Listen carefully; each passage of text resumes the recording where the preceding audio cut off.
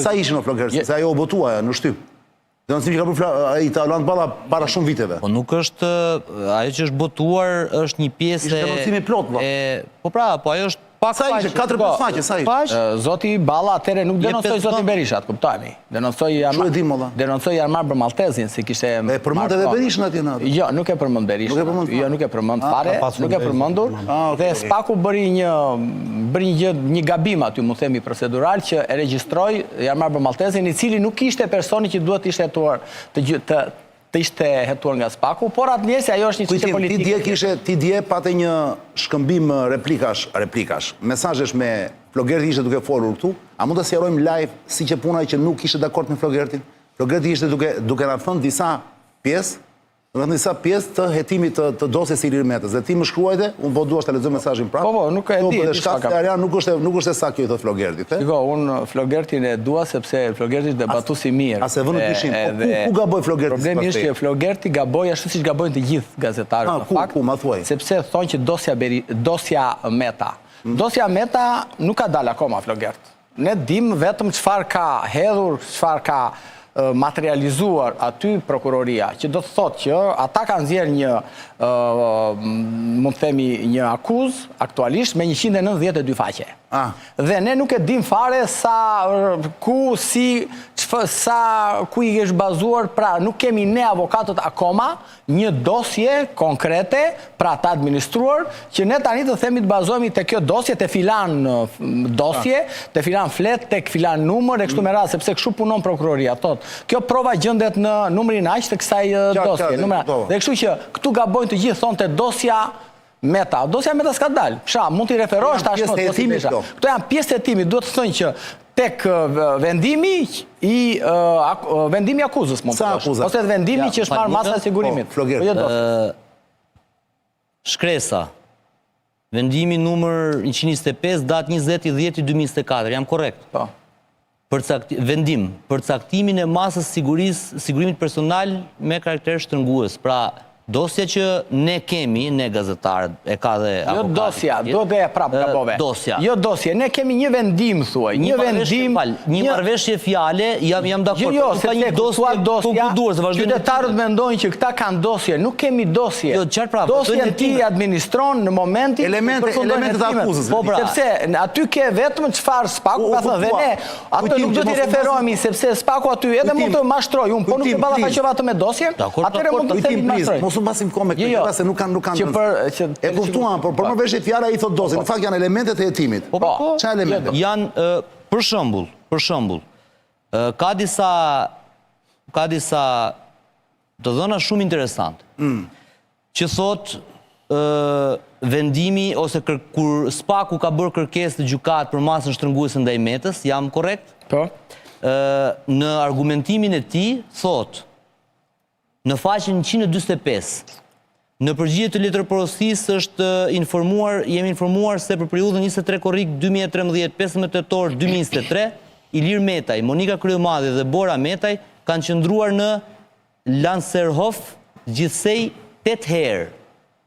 Sipas dokumentave të qëndrimit, pagesa për rezervimin dhe pagesat për trajtimin rezultoi se këta shtetas kanë shpenzuar 98.677 euro të ndara sipas viteve. Dhe ka të ndarë është si ka jo... Çfarë është Lanserhofi? është një qendër, me thënë, për trajtim, për dobësime, për këtë thash. Është një qendër trajtimi. Gjithsesi tani po i kanë... Ta shpjegoj thjesht lexova 100% korrekt. Pra, në 10 vjet, familja Meta, ose më saktë Kryemadhi, Meta dhe Ebia, kanë qenë në këtë rezortin luksos, ku kanë marrë këtë trajtimin që ka kushtuar afro 100.000 euro për 98.000 diçka, dhe kjo shumë parash nuk është deklaruar në ILDKPI. Kjo është akuza? Kjo është një ndër. Një nga akuza? Një nga. Okej, tjetër akuza, pasat do të kujtime. Akuza tjetër ka të bëjë me lobimin e Shtetit Bashkuar të Amerikës. Bëhet fjalë për vlerën? Për vlerën 360 diçka mijë euro. Ku hyn Meta këtu? Meta hyn, ka qenë kryetar, po, ka qenë kryetar i partisë LSI-s në atë kohë, ishte zgjedhur president, por bëri dhe fushatën e fundit, 2017, dhe Ilir Meta ka firmosur aty, parat janë deklaruar në Fara, që është një departament në Është e njëjta gjë. Duhet ketë punuar mbi dosje, ta ketë faktuar. Dhe ka marrë copa gazetash të tjera dhe i ka materializuar në akuzë.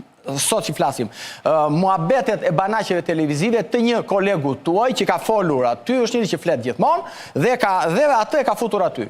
Tani, problemi qëndron që korupcioni, Flogert, bëhet na dhe nëm. Ai që merr i shtohet pasuria këtu, te banka, apo jo? Ai që merr i shtohet një pasuri e paluajshme o në Shqipëri o diku tjetër. E dini ju që spaku, ta dinë dhe shqiptarët sot, ka bërë në të gjithë këtë planet që quhet Tokë, ka bërë letër porosi, nga SBA-ja në të gjithë planetin Tokë. Ore ka bërë dhe e dini ju sa është pasuria e zotit Meta? 0. Pasuria e Ilir Metës sot që flasim është banesa e babait të tij 1/4 që ka tek pazari i ri. Më fal. Që ka shkuar dhe ka tretur vjamin si Zoti Meta, dëgjoj, do të kuptojmë që është deputet i Shqipërisë për vitin 92. Po. Apo jo? Ka qenë si ka deklaruar. Ka qenë, por shiko, mos deklarimi nuk është korrupsion. Do të kuptojmë diçka. Mos deklarimi. Janë paguar me bankë ato lekët ato te ajo klinika. Nuk është korrupsion. Autoritetet është konfirmuar që janë paguar, kemi marrë me bankë. Dëgjoj. Janë paguar me bankë. Du ta shoh. Shiko, ato janë deklaruar në DKPI. Ale dëgjoj. Çan, dëgjoj. Me kujdes se po mbi vendosemi dhe nuk kuptohet. Dëgjoj si është problemi. Problemi është që le dikush të lutem se e di unë ti je muhabetçare do të futesh sipër, por nuk dëgjoj. Zoti Meta. Zonja Kryemadhi bënte çdo vit deklarimin, edhe për veten e saj, edhe për... E kisha haruar këtë thoti. Dhe te noteri, dhe zoti Meta si naturisht firmonte, zoti Meta sot dhe kësaj dite që ne flasim, më ka një llogari bankare më. Ore, ju duket qesharake, po unë flas mi çfarë ka në atë dokument dhe çfarë sot ka konkret. Ana ka mësuar ne kryeministri që përgjegjësia është personale. Se unë nga kryeministri e kam dëgjuar. Individuale, apo jo? Që ka thënë në demokraci, na ka thënë kryeministri, kush ha darda pas shpinën dhe mbaj llogari ka thënë, apo jo? Tani, o do mbajmë një standard, o do mbajmë 2 standarde. Sepse sot, e dish për çfarë është dënuar sot nga gjykata e lartë Argjentinës sot. Ish presidenti a 72 vjeçë, sepse kishte favorizuar disa herë një person që merrte prona publike dhe i zhvillonte. Ky është standardi në botë. Tani, ose do ndjekim një standard tamam, ose do ndjekim 2 standarde, një për zotin Meta, një për zotin Rama, një tjetër për zotin Berisha. Një sekond. Tani, për të qenë te lobimi. Ta hapim lojën. Do të lobimi me radhë. Pak më përpara zoti Cakan i tha që i kam ndjekur nëpër banaqe televizive dhe ka qenë çështje fjalë diskutimi. Po dhe vetë procesi gjyqësor çështje fjalës është, edhe çështje diskutimi. Jo, është çështje provash. Po dakor, po mbështetet ose në prova ose në konvergimin e shumë indiceve. Tash ata përfundojnë. Mos folni një kohë, sepse po në një kohë Cakrani nuk dëgjojmë vëlla. Të lutem. Në librin e tij, një nga proceduralistët më të mirë penal, Murphy, Peter Murphy, i cili ka bërë dhe një libër i përkthyer në shqip, i cili titullohet Murphy për provën, deklaron që nganjëherë ka më shumë rëndësi konvergimi i një sër indiceve sesa ekzistenca e një fakti ose një prove të madhe që ndikon direkte në përfshirjen. Pra kur konvergojnë prova dytësore ose tretësore, të cilat e krijojnë idenë ose dyshimin e arsyeshëm që dikush mund të ketë konsumuar një figurë vepre penale, këto, thot ai, e përforcojnë më shumë qëndrimin ose dyshimin e arsyeshëm se sa ekzistenca e një fakti ose një prove të madhe, sepse mund të qellojë që të jetë marrë në kundërshtim me ligjin ose mund të atakohet proceduralisht. Ndërkohë që kur konvergojnë shumë indicie, dhe kjo është një gjë që e ka pro ideja akuzës, gjëja që e ka kundër, sepse unë do flas nga të dy anët peshores dhe pastaj publiku le ta gjykojë vetë. Ajo që ti thua me të drejtë është që është çështje raporti forcash, procesi zotit Meta dhe shumë procese të tjera, dhe arsyeja pse zoti Meta ka përfunduar në këtë mënyrë është çështje sepse nuk ka më forcë të imponohet sistemit pavarësisht gjithë posteve që ai ka mbajtur përpara, apo është çështje parimesh. Dhe siç e them me të drejtë, nëse është çështje parimesh, parimet do të ishin aplikuar për gjitha palët. Në këtë rast edhe për zotin Rama, i cili favorizon dhe u kuptua arsyeja pse e thënë në lidhje me zhvillimin e pronave, me këta investitorë strategjike etj. Sepse ideja të krijon që edhe këto dispozita, këto akte në ligjore, si vendime Këshillit Ministrash, VKM, vendime kryeministrit etj. Janë marrë me idenë për të favorizuar dikë. Qofse do ishte çështje premise dhe parimi, do ishte drejtësia e njëjtë për gjithë. Qofse është çështje pasaj konvergimi indices apo raporti force, që në shumicë të rasteve unë mendoj që është çështje raporti force. Pse? Sepse sistemi i drejtësisë çani nuk vepron i veçuar nga ambienti politik ose mjedisi politik. Është një sistem i cili afektohet. Normalisht nuk mund të veprojë jashtë kësaj tërësie faktesh. Ajo që mund të them unë është kjo. Çfarë është drejtësia si koncept për ta nisur nga një pamje e gjerë, për ta marrë më lart, sepse ne çfarë bëjmë? Shkojmë te degëzimet edhe shikojmë në pamje më të ngushtë. Avokat, ky proces është çështje evidentimi drejtësie duke u goditur me i forti, në mënyrë që ndihet më mirë i dopti, apo është çështje e cila ka të bëjë me atakimin e kundërshtarit politik. Pra nuk është çështje për dhënë një mesazh publikut, po është çështje brenda një lufte politike, dhe unë kam thënë edhe përpara në këtë emision, besoj ti Ariane mban mend, që është pak a shumë si trinomi midis Cezarit, Pompejt edhe s'po të demi Kraksit. Dhe unë mendoj që zoti Rama ka arritur të imposhtë të dy kundërshtarët e vet. Dhe prandaj thashë që sistemi i drejtësisë nuk është i përjashtuar nga ambienti politik. Në qoftë se është kështu, për t'i dhënë përgjigje Fati Ilir Metës është i determinuar. Por ajo që ka rëndësi është kjo, për t'i dhënë mesazhin e dhudhësit madh, që nëse është Cezari, dini se përfundoi Cezari? Me thika mbas shpinën ka njerëz të vetë më të afërt. Pra nga njëri kur determinon fatin e tjerëve, ke determinuar dhe fatin tënd. Pastaj nëse është çështje raporti forcash, cila do jetë forca juaj avokat, që ta kundërshtoni këtë raport force, pa kush do jetë forca që ka asin në mëngj që ka Ilir Meta?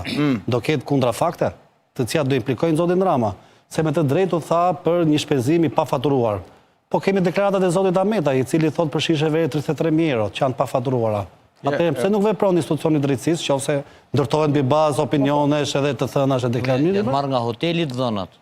Po dhe kjo është i dëshmi. Ka paguar kaq me bank. Filmadhi ka paguar. Shiko Flogjer, jam dakord, mos futemi te fakti, është çështje parimi. Nëse drejtësia ndërtohet mbi opinione dhe deklarime, atëherë me gjitha opinionet dhe deklarimet. Nëse ndërtohet mbi bazë forcash dhe raporti forcash, cila do jetë forca e zotit Meta dhe forca juaj që do arritni të ndryshoni fatin. Shiko, dhe para do të pranojmë diçka për të përgjigjur. Unë kur e kam marrë çështjen e zotit Meta, sinqerisht ishte më duk diçka e rënd për shkak të asaj propagandës që është bërë ndaj zotit Meta, që është ai hajdut i madh dhe kështu me radhë, sepse ju e dini që mi propaganda këtu ka ngjit dhe ka funksionuar si për zotin Meta, zotin Berisha e kështu me radhë. Funksionon Në fakt, prova jone e fuqishme diku është, me sinqeritet. Deri sot s'paku unë nuk ka një urdhër, një urdhëres, një VKM, një ligj të bërë nga zoti Meta, qoftë si president, qoftë si kryeministër, qoftë si ministër. Dhe kjo është forca jonë, që SPAK-u nuk disponon asnjë provë konkrete, që ne të merremi me provën dhe të fillojmë të analizojmë provën dhe të themi shiko se kjo ka dalë këtu në këtë kontekst dhe ne duhet ta mbrojmë para gjykatës. Që ta bëjmë bashkëbisedë, lutem. Nëse është kjo forca juaj, unë mendoj që është pafuqia juaj, sepse nëse njëri mbahet në burg pa ekzistencën e një fakti, atë është e qartë që është një raport force që te kalon faktin. Tani, atë si do kundërpërgjigjeni për te fakteve. Shiko, do të kuptojmë diçka. Ne jetojmë në një autokraci elektorale. Jo, nuk e them unë këtë.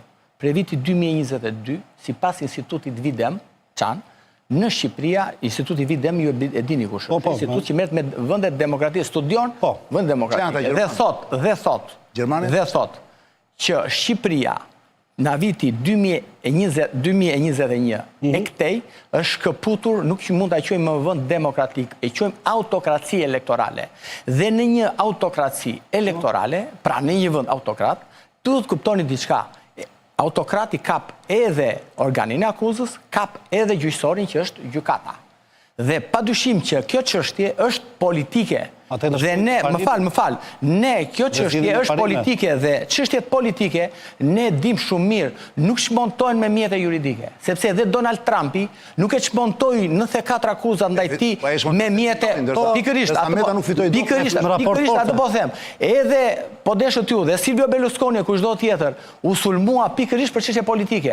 Padyshim dhe doli.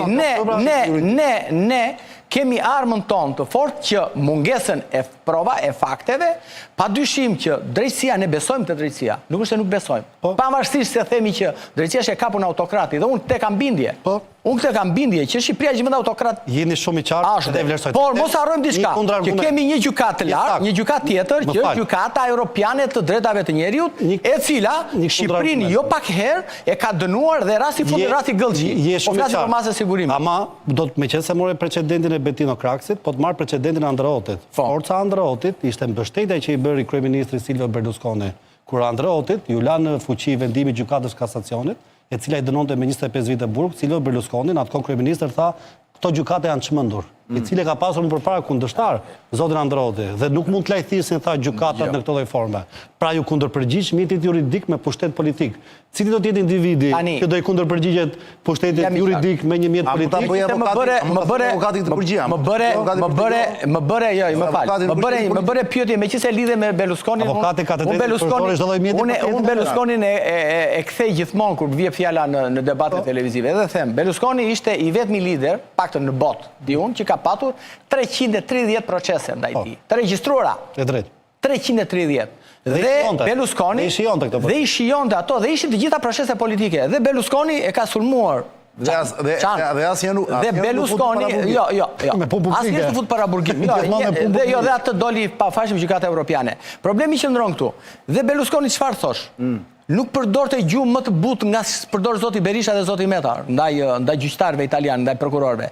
Dhe Berlusconi arriti deri aty sa thosh, këta nuk janë togat e zeza, këta janë togat e kuqe të përshkatimit. Ne dim që Spaku dhe gjykata tona janë togat të kuqe që varen nga Edi Rama dhe përshkatojnë. Po problemi që ndron që ne kemi fuqinë tonë të prova, të pafajësisë tonë, që ne besojmë të kjo pafajësi.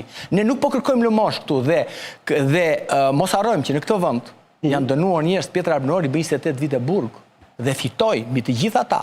Dhe vajti i çoi Nexhmi Zami Zalish atje në burg, i çonte paketën me cigare. Mos harrojmë diçka. Mos harrojmë diçka. Jo, dakord jam. Dhe zoti Meta, unë besoj që zoti Meta, shikoj, do të kuptojmë gjë, nuk kemi kohën e Rami Zalisë dhe Roxhës, as Pjetër Arbënori, kemi një kohë tjetër. Problemi që ndron këtu.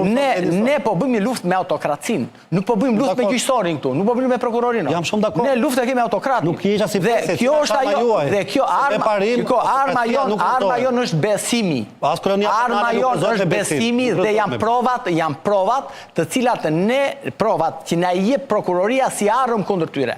Dhe armë kundër autokratit. Dhe ju do kuptoni, çështjen e mezi po e presin të përfundojnë hetimet dhe shkëlqyeshja themel, të filloj në gjyqe themel. Aty do vinë edhe deputet të huaj, do vinë lloj mediash dhe kështu me radhë. Dhe ai do jetë procesi më i bukur që mund të keni parë ndonjëherë. Çështja Meta do jetë procesi më i bukur. Sepse provat që na jep Spaku janë prova të cilat do kthehen atyre. Flogert, le ta shohim politikisht. Pra ju thoni që me provat e Spakut patjetër, kundër Metit ndërtojmë tepër në papërsi. Shiko. Ne përdorni sigur për ndërtuar tepër. Shiko. Ne nuk kemi armë të tjera, ne nuk kemi repart ushtarak që të marrim armët. Ne po flasim, armët tona janë mbrojtja të cilën ne e bazojmë, pa dyshim impianti jonë, mbrojtës do jetë i gjerë, i gjithanshëm, i bazuar në filozofi, po deshët ty dhe në prova e kështu me radhë. Por kjo është arma jonë mbrojtës. Ajo që nuk të vret të bën më të fortë, ndërkohë juve për ju vret. Problemi, jo, ne nuk na ka vrarë, fakti që zoti Meta është në paraburgim, është në paraburgim dhe është një mas ekstremisht, jo proporcionale, me rrethanat e faktit, ne këtë e dim, prandaj ne javën që vjen të paraqesim gjykatën kushtetuese dhe shkojmë gjykatën evropiane. Një sekond, Flogert, ti na i the çështjet për cilat akuzohet, thua akuzat që ka Spaku, që ende s'janë përfshirë në një dosje, kështu e tham atë. Tani ti, si vëzhguesi i mirë që je i politikës, mund më thuash si e shikon fatin e Ilir Metës? Cili është, për le të projektojmë pak në të ardhmen. Marsidi na ndihmoi shumë bashkë me kujtimin, sepse se thuash na dha mjetet për të kuptuar se kush fiton dhe kush humbet në këtë histori, si fitohet dhe si humbet. Dhe Marsidi e falenderoj se na i dha tamam pra raporti forcave etj. Kujtimi ju përgjigj. Ti vetë fatin Ilir Metës e shikon dramatik, tragjik, apo ti thuaj që mund të rikthehet? Dëgjoj, politikisht tani më fort, jo më juridikisht. Po, fati i Ilir Metës në kuptimin politik, duke ju referuar edhe asaj që ka ndodhur sot edhe zgjedhjeve të fundit. Sot një muaj. Sa bravo, po 11, po një muaj pas zgjedhjeve, po. Fatmirësisht apo fatkeqësisht nuk mund ta them, por mua më duket sikur ka marrë fund. Sa vota mori Meta për t'ia kujtuar njerëzve që na shohin tani në moment? Më pak se 8000 vota. 8000 vota, 8000 diçka. Duhet thënë që duke qenë një parti që kishte 200.000 vota, kryetari i saj në Tiranë ka patur për herë mbi 5000 vota si parti, merr 8000. Dakor. Unë prisa të mirë edhe më pak.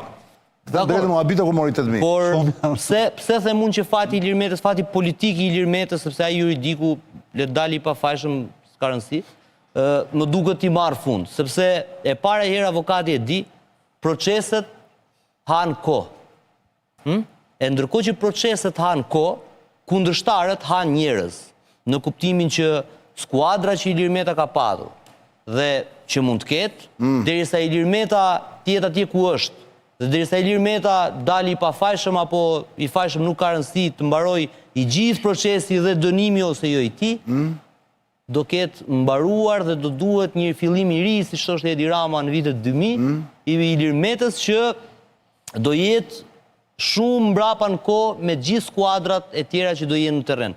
Pra, a i mjafton Ilir Metës fakti që ka qenë kryetar kuvendi, kryeministër, president, që pas 7 vitesh, pas 10 vitesh, pas 5 vitesh të vijë dhe të rikthehet edhe një herë, ku diun se çfarë? Ti e thua shpesh një fjalë që është popullore, që asnjëherë nuk të ecim në të njëjtat ujëra, do të ketë drejt, dhe sa ujëra do kenë rrjedhur deri atëherë, asnjëherë nuk lajemi në të njëjtin lum. njëjtin lum. Heraklitit. Po. Pra, sa ujëra do kenë rrjedhur, sa ujë do ketë rrjedhur derisa Ilir Meta të mbaroj procesin apo çfarë do. Pra ti imagjinon shumë të gjatë procesin e Metës. Është pa diskutim, sepse kujtimi mund të na e thotë, ta do shkojnë fjalavien deri në Strasburg, dhe nëse ai dënohet me 1 muaj burg. Problemi jo, ti imagjinon, ja një sekond kujtim, ti imagjinon të marrojmë me Flogertin, sepse që të japim çik të vëmë pikat për ta orientojmë pak bisedën. Ti imagjinon Metën tani është para burgim. Po. Po bëhet për pak bëhet viti apo jo? Është 9 muaj, edhe 3 muaj u zgjatën këto, ja e zëm se e mbyllur, po. Bukur. Sa të filloj gjyqi, ku fillon gjyqi? Momenti që mbyllet dosja, Dohet akuza, pa gjykohet çështja. Pra këtu në këtë histori, vetëm në një farë mënyre, po bëj parante vetëm Berisha shpëtoi për shkak të moshës. Po. Se dhe Berisha për shkak, po ti ishte më i ri, Po ishte 50 vjeç, do ishte brenda. Androtit i ka zgjatur gjyqi 25 vjet. Pikërisht pa. Tani prandaj po them, pra ti Metën e imagjinon brenda valla? Unë imagjinoj këtë, një person politik, për sa kohë është në kushtet e Metës, ose të Tahirit, Sajmir Tahiri, në Tahiri bëri 2 vjet doli. kushtet juridike, po jo, nuk i lejohet atij tani 5 vjeta, 7 vjet që Tjetër gjë, unë kam fjalën, kur them fati Ilir Metës janë 2 gjëra. fati politik pra po them. Fati politik një, Fati politik. po fati politik lidhet edhe me fatin e tij individual. Pra, është ndryshe po ti jesh në arrest shtëpie i lirë, pra ti je shtëpi tënde, se ke mundësi edhe të, si edhe Berisha ishte në arrest shtëpie, po ditën mbante mitingin në balkon. Tjetër prapu. Tjetër që ti jesh në burg vlla. Kush na ndihmon neve tani për të kuptuar këtë dytën? Mua më ndihmojnë zgjedhjet e fundit. Të gjithë skuadrën e kishte në Pra kjo e thënë Marsidi. Ishte viktim. Vetëm politikisht mund ta munte kundërshtarin. Eksakt pra, domethënë ai kishte mundësinë duke qenë viktim dhe duke bërë për mua një lëvizje brillante, duke pranuar që të jetë në listat e hapura. Po e vërtet. Pra luftëtar, jo njëri që kërkon një mandat atje për të dalë 2 muaj nga burgu. I provoi të gjitha dhe për fatin e tij të keq dështoi. Sepse nëse Ilir Meta do kishte marrë një votë popullore, ku diu në Tiranë 25.000 vota, nuk ka rëndësi se do merrte në gjithë Shqipërinë, nuk do kuptohej. Ti ja kishte thënë doktori. Ti thoshte tive, mos ja jepni Joridës dhe Ilirit, Ali Mehmetit, i jepni Ilir Metës. Se bëri doktor. Se na duhet një pol tjetër i fortë që ne të tregojmë që jemi opozitë e fortë. Nuk e arriti dot dhe në kuptimin politik Ilir Meta më shumë se çka marr goditje nga Spaku, e ka marrë nga 11 maj. Po si ka mundësi më kur? Po sepse partia e LSI-a është një parti e krijuar jo si socialistët apo demokratët, por e krijuar mbi disa pa konotacion negativ ndoshta po e them, po një lloj klientelizmi, njerëzish që u shkputën nga Partia Socialiste shkuan atje, pastaj demokratët në 2013, kjo është e bukur shumë që u rrit LSI-a, ata që nuk donin të iknin nga puna, të ruanin vendin e punës, braktisën thonjë za Partinë Demokratike që ndruan tek LSI-a, pastaj në moment që LSI doli në opozit, u rikthyen tek Partia Demokratike dhe tek socialistët. Pra, shqiptarët janë popull që shkojnë pas pushtetit.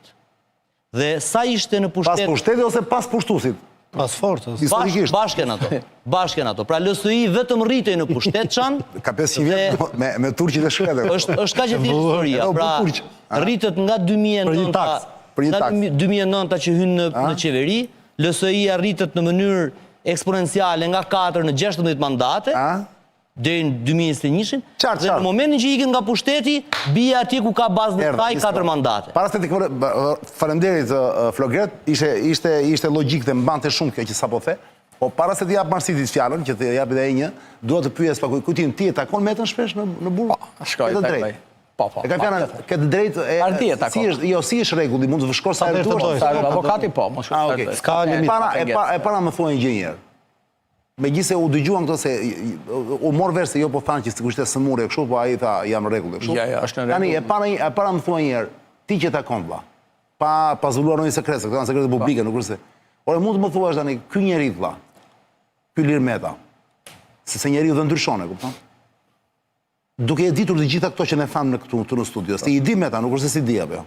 E ka instinktin. Patjetër. Mund të më thuash, ka ndonjë plan B?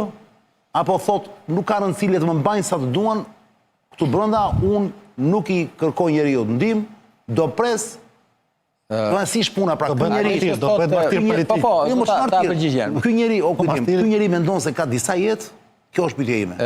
Pra e mendon ndonjëherë për shkakun që vetëm një jetë ka njeriu? Zoti, atëherë për ta përmbledhur të gjithë këtë, Jo, më thuaj impresionin tënd një kur e takon, nuk më duhet fare le. Zoti Meta është kur e takoj, është në një gjendje shumë të mirë, qoftë fizike, qoftë mendore, psikologjike i kështu me radhë. Po vazhdon të jetë euforik? Është ai që ju keni njohur. Është njeri dinamik. Është dinamik. Është njeri i cili flet me kolegët e vet, pra të partisë, me drejtuesit e partisë, flet me atyre që është dhënë mundësia, sepse jo me të gjithë mund të flasë, se e ka të limituar me personat që flet, dhe është okej, po pret përballjen. Atë i tha dhe prokurorit të Pragut, po pret përballjen sepse do patjetër të përballet për të akuzat që ka vënë. Tani ju mund të thoni. Ta bëjmë çik bisedë shumë. Në qeli është vetëm apo është me të tjerë? Jo, është vetëm. Është ka një trajtim ndryshe, nuk është me të tjerë. Por trajtimi ndryshe në kuptimin që është vetëm, jo se ka ndonjë benefice të tjera, sepse ja për shembull po tregoj sot ka ndodhur diçka sot të çantë, shumë e rëndësishme. Prit bëj sa pyetje unë pastaj na thuaj çka ka ndodhur. Sa metra është doma? Nuk e kam pjetur në dhomë, sa metrash. Po jo, nuk kam qenë në dhomë. Ne kemi dhomat, ne kemi takojmë në ashtu të ambjente veçanta. Po është mjaftueshme, dhoma është mjaftueshme për një njerëz se mjafton me 10 metra katror. Tualeti ku është? Bën nga dhoma apo? Po patjetër. Është në dhomë. Patjetër, po. Janë kushte normale? Janë kushte normale, po ka televizor, ka gjitha, po na ndjek... Dua që unë dhe njerëzit tani ta imagjinojnë. Po na ndjek dhe ne tani, kështu që e di që unë jam sonde këtu dhe po na ndjek. Bukur, tani jam kurios ta di. Nuk po të them merren telefon se do e dënojnë prapë me 10 ditë. E dënuam duket se mori ajo bet. Ka ndodhur shumë e bukur kjo që ka ndodhur. Po jo një sekondë para se të vesh atje. Këto pyetje dhe një unë se kam merak pas të lëçuna, dëgjoj. Dritare pamje nga e ka jug, veri, perëndim. Nuk e kam pyetur për dritare. Po pse nuk e pyet për të gjëra? Por kur të vete do ta pyet çan. Kur të vete herën tjetër do ta pyet. Do ta heqim edhe këtë kuriozitet. Ku e çim se çani shkruaj. Kushtet për shkakun kanë ngrofje brenda ka patjetër. Ka gjithë. Po tek që e 13 është rregulluar si është një ambient, është dhe i vjetri, por kanë shtuar, ka bërë një ndërtestë, një godinë të re. Meta është e reja. E reja, po, është tek e reja. E reja mendohet që është ka nga një video që kemi parë në rrjete, duket që bën ecje shumë, bën ecje të oborit. Bën ecje tek ajrimi, tek ajo. Po për te pjesa jashtë. Po, janë ca pista aty që bëjnë ecje dhe ai ka një orar. Jo, ecje në obor më dha. Po pikërisht aty, pista quan pista tek këto po. Po aty, po mirë, fusha të ndara. I lejohet të dalin me të burgosur, me të paraburgosur. Jo, ai del veçantë. Po të bëj një pyetje, nuk mërzitet vetëm, nuk ka drejt takoj njëri fare aty në burg. Po jo, ai ka njeriu në burg, si do e ka zgjedhur këtë për shkak të sigurisë, nuk është se ai mund takoj biles luan atje me të tjerët, pra ka zgjedhur vetë këtë mënyrë distancimi mund ta quajmë, sepse normalisht është president, njeri e kupton dhe s'mundet të ri me... Gjithsesi takohet me njerëz tjerë që janë paraburgosur. Patjetër, takohet. Këtë do takohet, nuk ka... Primo, nuk është i mërzitur fare më... Jo, absolutisht, jo. Po si ka mundësi? Absolutisht, jo. Dhe më ka bërë shumë përshtypje, edhe unë nuk e kam... Më ka bërë përshtypje, sigurisht, më ka bërë shumë përshtypje, sepse është shumë sportiv, shumë dinamik, shumë... Dhe më thonë, thua ti si kur nuk ka ndodhur gjë. Pra, një kurajo jashtëzakonshme, një mënyrë forse jashtëzakonshme, them me shumë sinqeritet të që ti jep një farë kurajo besimi, kështu edhe biles bënte pardia, po diskutonim, më thosh mua, po fliste për performancën time fizike dhe ai po gjithashtu ishte bënte palestër e kështu dhe ishte. Është dobësuar, vazhdo të jeti dobët. Jo, ishte, më thonë, ishte goxha mirë në pikpamja fizike sepse bën palestër. Bën palestër. Bën palestër, bën stërvitje. Edhe i thash, si mua nuk bësh dot, po bëj palestër, i thash. Unë se, po si mua nuk bësh dot, i thash. Kështu që... Po kur e takon ti për çfarë flet? Përveç hallit që ka pra. Po po flasim, diskutojmë për pardia, për shembull isha për problemin e gjykatës kushtetuese, sepse po bëjmë kërkesën për gjykatën kushtetuese. Po jo për gjëra personale, për shembull familja Karamajt e kështu. Po jo, ata shkojnë e takojnë vetë, nuk është se unë jam... Pra me ty flisni thjesht për çështje të punës. Thjesht e punës ligjore. Edhe, thash, edhe për performancën fizike. Kjo është biseda. Kështu që është në lartësinë e dur. Më ka bërë përshtypje, sinqerisht, sepse unë kam parë aty, jam shkëmbyer aty edhe me ministrat e tjerë që janë aty. Do të themi një gjë kurioze the. Ndërpreva unë. Ka ndodhur diçka shumë e bukur, sepse ai parmbrëm ka telefonuar Tedi Brushin dhe Tedi koincidencë ishte në një studio televizive dhe ngriti telefonin, hapi telefonin, ndërkohë aty moderatorja e emisionit. Po pra te kjo Beti te Ora News, më doli diku pa motorin e Instagram. Beti na kuroi, ai foli 2 fjalë me Betin aty e pyetën, si po më pyesni ju mua? Ç'a ndodhi? Dhe sot çuditërisht nga pardia, më thënë para 2 netës, atë 9, sot e kishin thirrur komisioni, se burgu ka një komision disipline, dhe kishin thirrur atje në orën 8:30 që në mëngjes, edhe shkova unë thot ky, se më morin telefon, kupton? Shkova dhe shikoj aty, tha, disa ashtu në një tavolinë, se kanë shqiptarët atë edhe fryrjen kështu të pushtetit, edhe me thonë... U kujtë ishte drejtori i burgut e këta? Po të gjithë ata që janë në komision. Administrata, po, ha? Edhe më thonë që, ore, çfarë ke bërë? Çka kam bërë? Në, pse kam ardhur? E thot, po shiko se ti ke thyer rregullin, ke folë në telefon me mediat. Dhe kish qeshur normalisht, i kishte më me fjalën e lirë tani, u thot, te normalisht kështu që nuk e jo tani kish ka një rregull. Po nuk është se ka rregull, ai nuk po fliste me media, po fliste me Tedi Brushin, me celularin e Tedi Brushin. Tedi kaloi asaj gocës. Po çfarë ka? Tedi mund të jetë edhe te kam mund të jetë Tedi mund të jetë nesër me duke pirë kafe me ty, për shembull edhe me çfarë dënuan? E me çfarë dënuan? Po për çka kanë? Kjo është e bukur, i kanë thënë 10 ditë dënim që mos luaj ping-pong. A, dënim që mos luaj ping-pong? Po, mos marr pjesë në aktivitete sportive. Masa administrative, pra, brenda institucionit. Mos marr pjesë në aktivitete sportive dhe na gjë që zoti Meta luan në ping-pong shumë atje, dhe i thanë që nuk do luaj 10 ditë ping-pong. Kjo është dënimi? Është dënim shumë i rëndë. Nga që ka dalë kampion Metas, në të kateruar që janë bërë kampion. E kuptoni ç'a nivelesh ka arritur autokrati ti çani, e kupton ç'a autokracia ç'a nivelesh ka arritur? Institucional të shakave që pas orës 20 nuk mund të ketë telefonata, dhe telefonata e Metës ka ndodhur pas se ore. Po më falë, Meta, jo, nuk është ashtu si të një. Telefonat atje janë me kartë. Dhe i ka shkuar atje të kabina, kishte shkuar në infermierik, të kabina kishte folur numër të 8, si që meni 29 ditë për punë të partisë. Nuk e dinte fare që ishte, se si ishte në dhomë, me kupton që edhe e mori direkt. Dhe të di thot jam këshu, dhe kjo ishte, nuk është po gjithsesi jo shiko mënyrën e qasjes ti, çfarë bëjmë, mblidhet komisioni për një gjë banale, hajde O kujtim, se do ikim një pauzë, tani nuk e di sepse harroj Ledio. Ledio është ora është ditë pa 20, nuk e di, do i kishte gongu në 21:30 valla. Në më falë, në 22:30, ora është 22:41 minuta. Shqyqy të kujtova. Po ja, para se të vi gongu. O kujtim. Po shion debat. Në një libër të ka thënë ç'a lexon për shembull Biblën, Kuranin apo lexon Monte Cristo? Jo, lexon libra, po nuk e kam pyetur për çfarë bësh fjalë, por besoj se këto nuk besoj Monte Cristo sepse Monte Cristo nuk i intereson të lexoj. Po jo, da ke lexuar më para, nuk besoj ti rikthehet përsëri. Kështu që besoj se kështu. Kush e ka lexuar, kush e ka para të Mos harroni që zoti Meta është skrapari ti, nuk është zoti Meta është skrapari dhe na vendi Xhelal Koprenskës, e kuptoni, e dini kush është Xhelal Koprenska. Kështu që besoj se e dëgjuar një farë gjë. Kështu që Xhelali, se ka 2 Xhelal, njëri ka qenë firmëtar pavarësie, njëri ka qenë ai që shkronte diktatorit nga vitet 70 na Burreli, na burgu Spaj i Burrelit, edhe i thoshte ju jeni vrasje, jeni ashtu e kështu historira. Pra, skrapallin nuk janë ata që nështrojnë. Do të kuptojmë edhe temperamentin nga vin zoti Meta. Meta është i Meta. Vina një krajinë e cila unë jam çu pazari Skrapallin, më të mirit. Skrapallin thash, nuk janë njerëz të cilët mundet t'i imposhtësh. Ne tani do bëjmë një pauzë. As ne di pranë, as ne Po flasim kur të shkoni juve atje do flas për juve. Pastaj është pyetje, kam duman. më fal.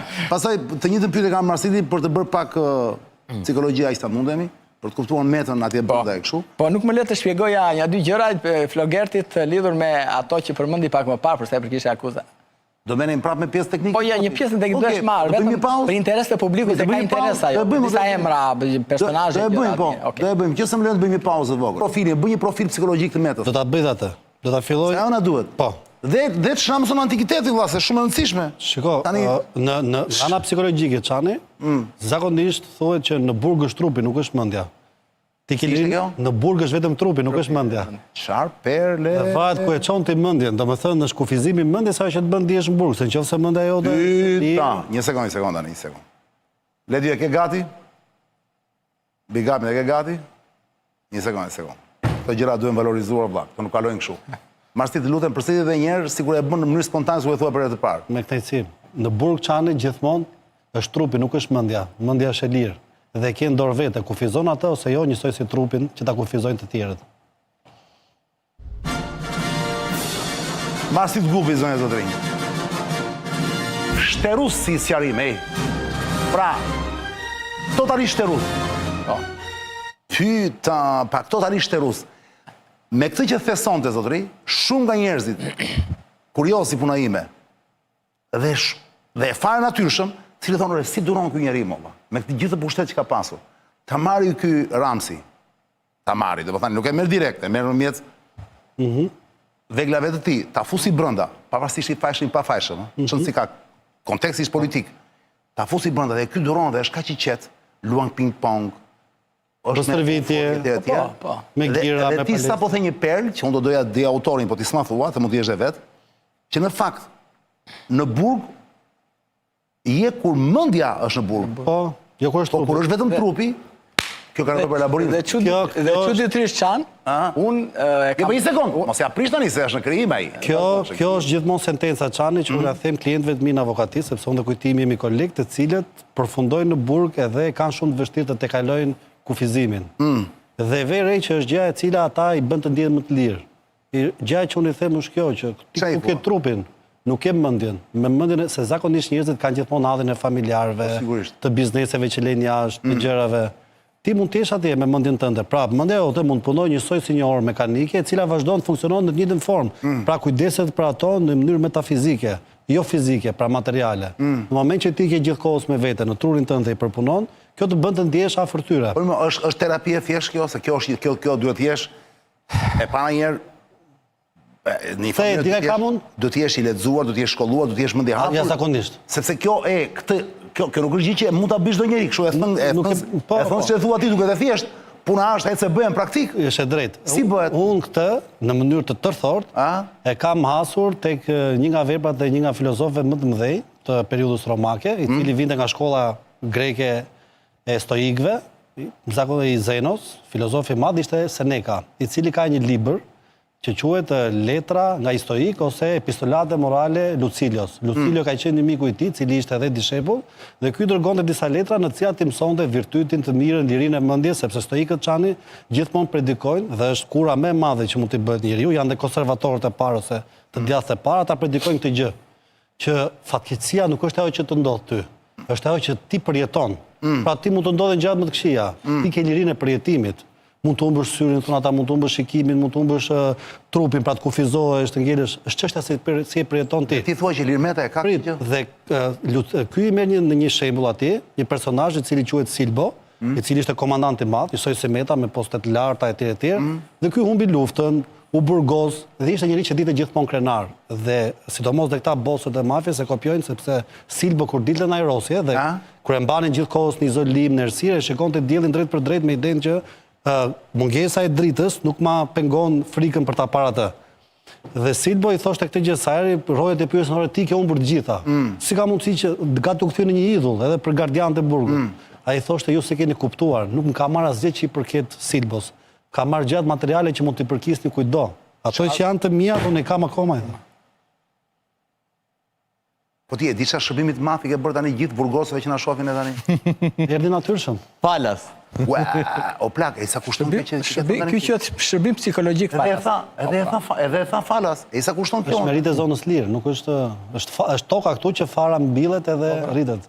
Ti rrofsh, po dëgjoj. Është vërteta kjo, ta them sinqerisht. Po nuk ka rëndësi kjo, nuk ka rëndësi ku e thot dhe ku e. Problemi është, e kupton se çai ke bërë ti këtyre njerëzve që janë atje brenda sot.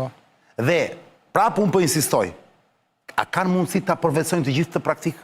Pra ta bëjnë ta vënë në praktik? Kanë mundësi Çani, Padyshim jo të gjithë. sepse është e vështirë për gjithë, sepse kjo do një farë masë intelekti. Por le të marrim një rast. Erion Velia. Thonë që nuk po e pranon dot shumë paraburgimin. Erion Velia. Të gjithë e thonë këtë gjë. Nuk e di se nga e kanë si burim. Erion Velia e ka të vështirë. Që ai është kushte ka përshtypjen shumë më të lirshme, më fal, kujtim se sa Meta, se Meta pavarësisht se i ka kushte mira që ta kujtimi është prapë te 813, ka një hije të rënd 313. Ke të drejtë. Dhe sa ai është në Durrës vlla. Në Durrës është një lloj kavaleshense, më vetëm pishina. Ke shumë të drejtë. Është një gjë komplet ndryshe. Një godinë e ulët me 2 kate më duket, një gjë shumë njerëzore, ke parasysh, aty ka vetëm vila, shtëpia private, del dritare, shikon duke sikur janë lagje, është perë. Po, dhe sa 813 është e zymt vlla. Është shumë e zymt edhe si vend, edhe si lokacion, është një tmerr. Më kupton, mund të ketë kushte të brenda të mira apo jo, kujtim. Po. Dhe sa aty është komplet fshat vlla ku vetëm Durrës. Ajo IKP, si që Po, është si oaz paqe. Është si oaz paqe, bravo. Dhe ai nuk e duron dot. Tani si ka mundësi vlla? Meta e ka dhe se ka Veliaj? E di pse se ka Veliaj. Sepse e di kush është kurthimi i madh kur një njeri kufizohet fizikisht kur jeton në të shkuarën. Erion Veliaj nuk ka dalë akoma nga e shkuara e vet për cilën ai ishte duke sikur ishte i predestinuar. Pra jeton me idenë e njeriu që do bëhet. Pra pasuesi i Ramës, kryeministri i Arçëm, njeriu politik. E shkuara të mban gjithmonë peng në burg. Po pse s'vlen kjo te për Metën? Edhe Meta një bindur që sepse po ta pyesësh thotë jo unë do rikthehemi ditë. Jo, po Meta është tjetër gjë ajo që thuhet dhe tjetër gjë ajo që mendohet.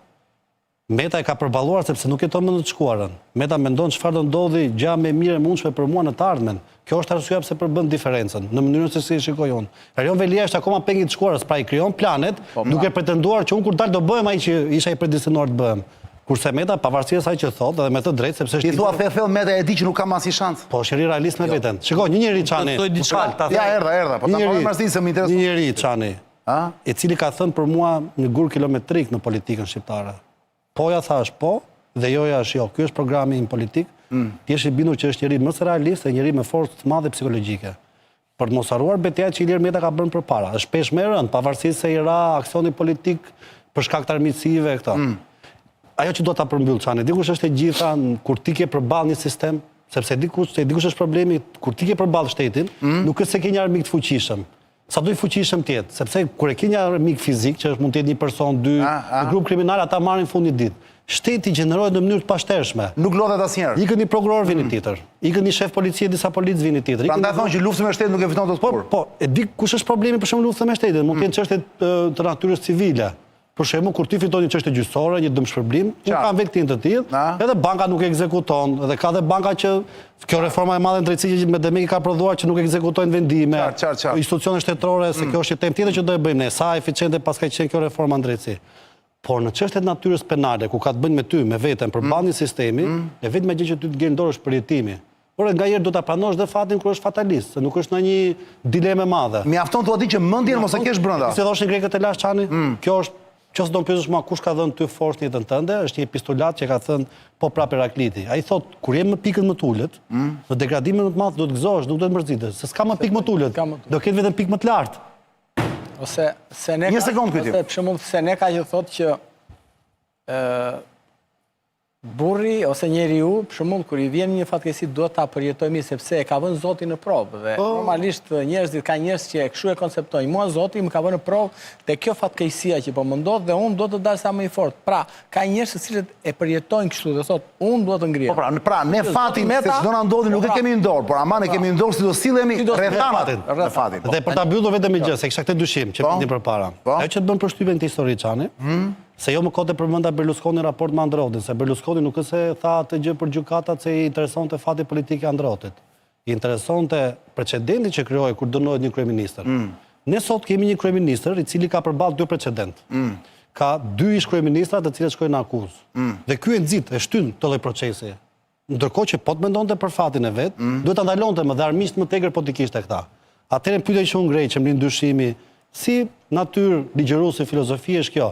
Cila është garancia e kryeministit në detyrë që e shtyn sa më shumë bërjen e këtij fenomeni dhe nuk ka frikë fatin e vet politik. Se ai do vdesin pushtet prandaj. Jo. Kjo është garancia. Ose ka një garanci shumë të madhe, dhe dyshimin që krijohet është kontrollon sistemin e drejtësisë e para, ose e dyta i bëj që është naiv politik. Unë do të besoj atë të parën.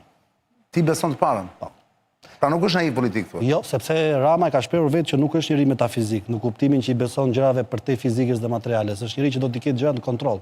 Gjë tjetër si e luan nëpërmjet estetikës artistike. Çfarë pastaj ajo është fabula, sepse unë kam thënë dhe unë i qëndroj atij epistolate që në politik gjua jepet njeriu për ta fshehur mendimin. Ta fshehur mendimin, jo për të thënë. I pa parë. Faleminderit. Qa do shtoje, zoti, Muça parë se ja fjanë në kujtimit? Lumturia e Metës në Thonjza, si strategji komunikimi, është në fakt, është ajo sindroma e oborrit braktisur, ku Ilir Meta është si e mbreti i rën, ku më mirë mbret në qeli, se sa i vogël në liri. Dhe Meta ka punuar shumë me këtë, dhe e ka luajtur shumë mirë këtë kartë, sepse për Ilir Metën, me sa unë kuptoj, është burgu nuk është dënim, është shtëpi e dytë. Imagjinoje pak invers. Sali Berisha, Edi Rama, Ilir Meta, po marrë këta tre, po shkojt e tjerët. Ata janë si të dënuar brenda sistemit politik, ku duhet merren me njëri tjetrin, ku duhet merren me ne, ku duhet merren me shumë kënd.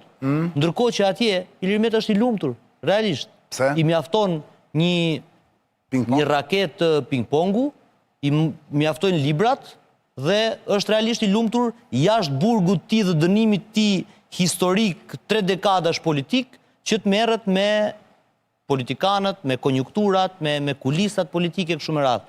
Kështu që më mirë... Duke sigur pothuajse duke sigur ti pothuaj që në një mënyrë ka bërë gjithçka që të përfundojë atje ku është? Ajo, atë... Në një konsh. Duke ju referuar asaj që tha avokati, që është shumë mirë, dhe atë që thot vetë Ilir Meta.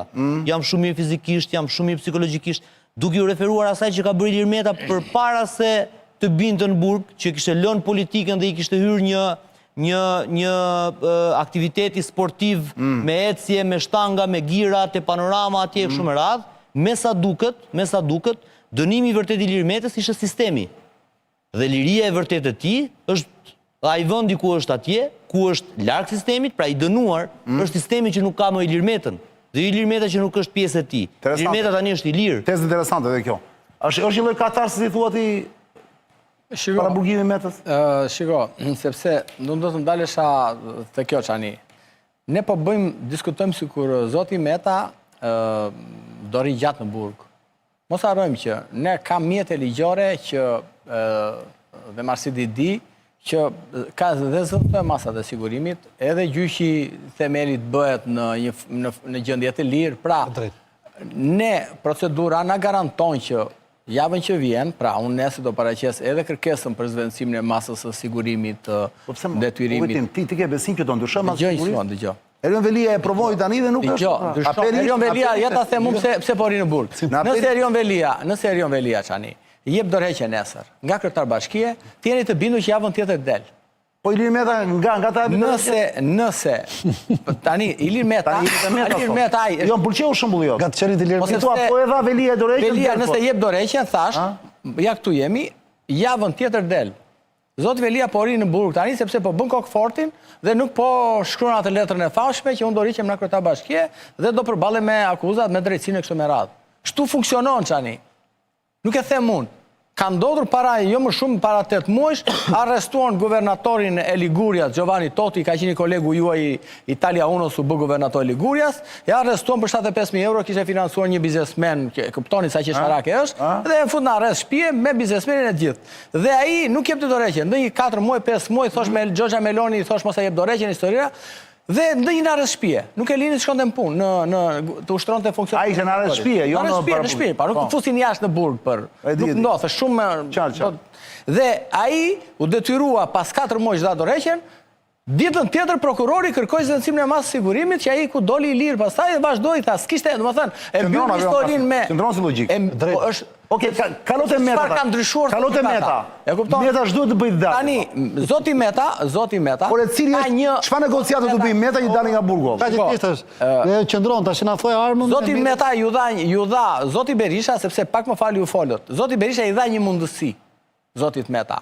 Që Zoti Meta e refuzoi, sepse për karakterin që ai ka. I dha mundësinë që të bëjë deputet në listat e mbyllura dhe automatikisht kishte një mundësi që të dilte nga ambiente paraburgimit të ushtronte mandatin e deputetit. Do dilte po të fitonte? Po patjetër. Po do futej prapë. Patjetër. E kupton? Se do prapë heqjen e imunitetit. Do fillonin ato formalitetet. Do ishte më vështirë se do gjante kështu pastaj si politike. Sharake. Xhire futet prapë. Kështu që thën pi ujë pak te burrimin dhe prapë ke tir. Pra, do kishte një procedurë dhe do ishin çik më të kamufluar që mos ta bënin politike. Ta, pra do ishin çik më të rezervuar, se tani thon s'është politike. Tani problemi qëndron që Zoti Meta e ka të gjitha mundësitë edhe për shumë vendime që ka Gjykata Evropiane e Drejtave të Njerëzit, edhe paraburgimi. Jo. Tani. Sepse kemi një precedent, Zoti Çani. Dhe dihet. Zoti Gëllçi.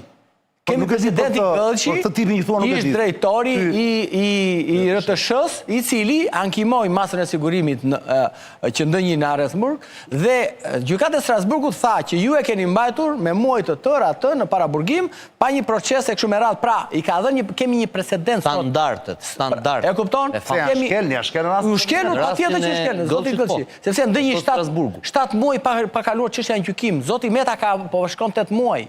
Pra ka që në muajin tetor. Pra i është shkel dhe Zoti Meta. Patjetër që është shkel dhe Zoti Meta. Dhe kjo është ajo për cilën ne besojmë që ta ndryshojmë masën e sigurimit. Dhe mos harrojmë, kemi edhe diçka tjetër, që është numri 2 opozitës. Pra është Zoti Berisha, është Zoti Meta, Partia e Lirisë, se ju thatë që ka marrë 8.000 vota, po mos harrojmë, ka marrë 30.000 vota Partia e Lirisë dhe ka qenë në koalicion. Nuk është se doli ka marrë 30.000 vota.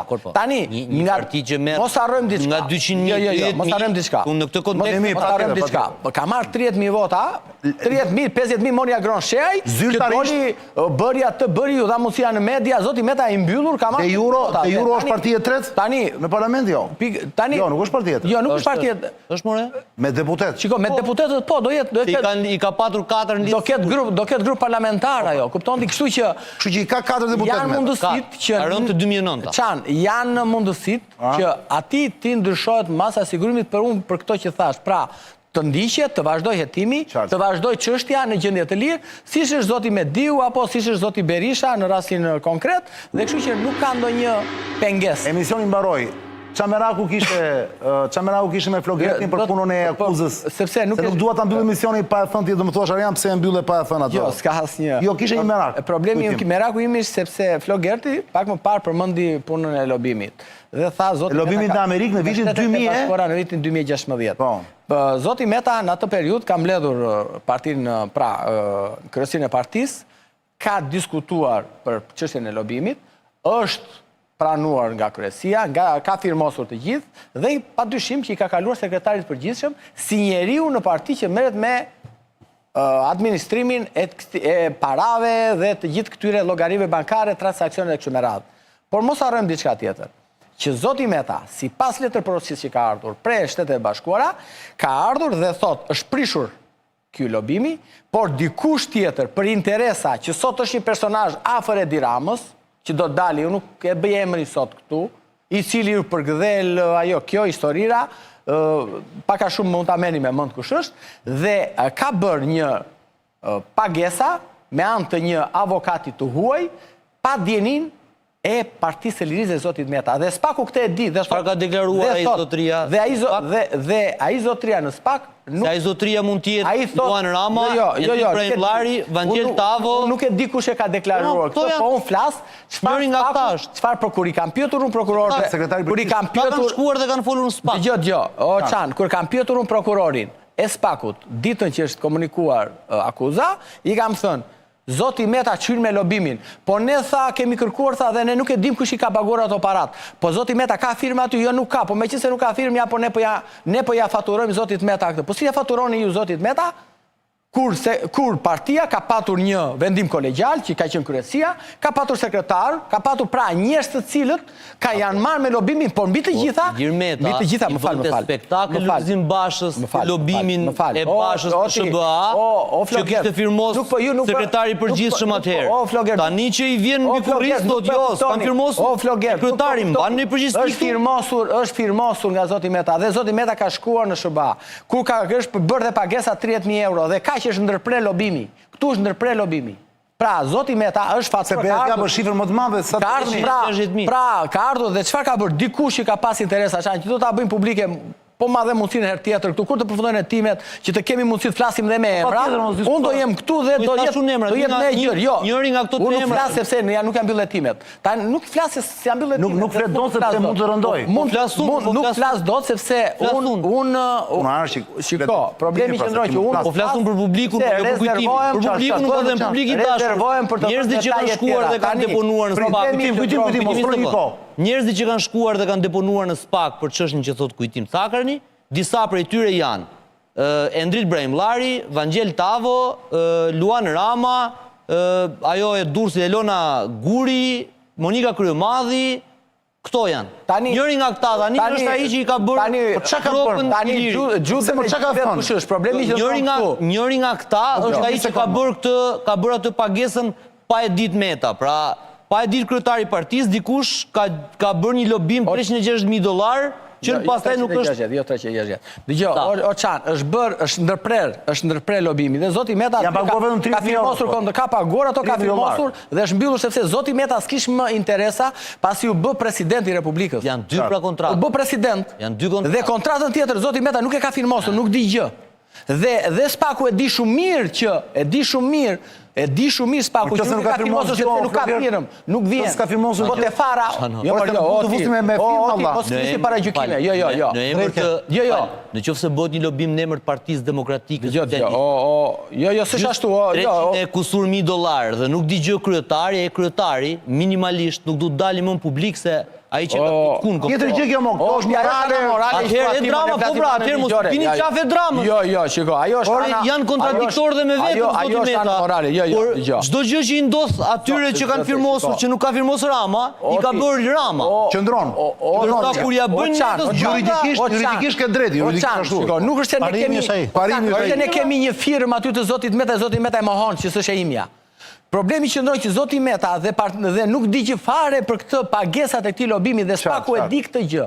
SPAK-u vetë është i ndërgjegjshëm, ma tha mua prokuror. Tani ky është meraku ma sepse njerëzit mendojnë sikur me atë lobimin atje është bërë nami. Jo, lobimi është një vendim që është marrë kolegjal nga kryesia, është një kontratë e lishme, e cila është paguar dhe $30.000.